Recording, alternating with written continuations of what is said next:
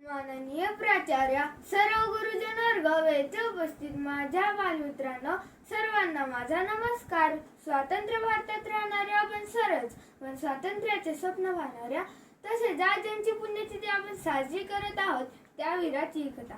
कोकणातील खाणीमध्ये जन्म घेतला या वीरानं 23 जुलै 1856 साली आकाशीचा तारा पृथ्वीवर अवतरला आणि सुरुंग लावला ते इंग्रजांच्या राजवटीला. बाळाचे पाय पाळणे दिसतात ते खोटे नव्हे. शाळेत असताना आपल्या करारी, तेजस्वी व निश्चयी बाणाचा परिचय दिला या वीरानं. मी शेंगा खाल्ल्या नाहीत, मी टरफल उचलणार नाही, त्यामुळे मी छडीही खाणार नाही, असे शिक्षकांना ठणकावून सांगणारा हाच तो जुलमी इंग्रजांचा कर्दनकाळ. लोकमान्य टिळकांच्या वडिलांचे नाव गंगाधर पंत तर आईचे नाव पार्वतीबाई होते.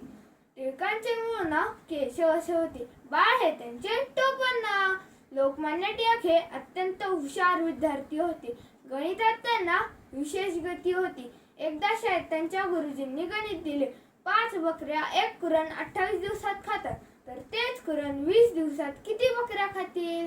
बाळाने उत्तर दिले, गुरुजी 7 बकऱ्या. गुरुजी बाळाजवळ गेले आणि वही उचलून त्यावर नजर फिरवली आणि म्हणाले, वहीत उदाहरण उतरून तरी घ्यायचे, कुठे सोडवले आहेस? तेव्हा टिळक उत्तरले, गुरुजी मी तोंडी करू शकतो, मग लिहिण्याची काय आवश्यकता?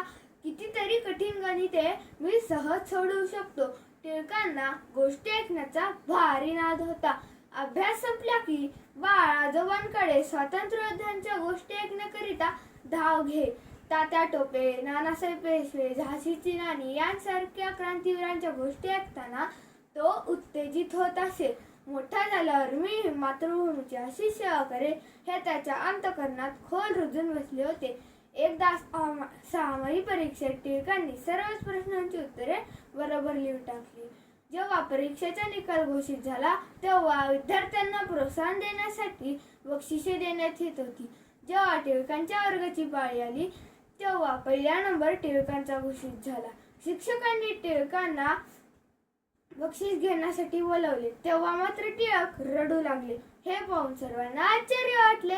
शिक्षकांनी टिळकांना रडण्याचे कारण विचारले तेव्हा ते म्हणाले, गुरुजी खरी गोष्ट अशी आहे की सर्वच प्रश्नांची उत्तरे मी लिहिली नाहीत. आपण मला सर्वच प्रश्नांची उत्तरे बरोबर लिहिल्यामुळे बक्षीस देत आहात, परंतु एका प्रश्नाचे उत्तर मी माझ्या मित्राला विचारून लिहिले होते, म्हणून बक्षिसाचा हक्क माझा नाही.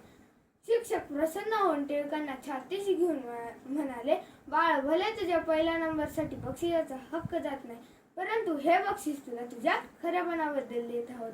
म्हणून म्हणावेसे वाटते, थोर महात्मे होऊन गेले चरित्र त्यांचे पहा जरा. थोर महात्मे होऊन गेले चरित्र त्यांचे पहा जरा. आपण त्यांच्या समान व्हावे हा घ्या यातून बोध करा. हा घ्या यातून बोध करा. धन्यवाद.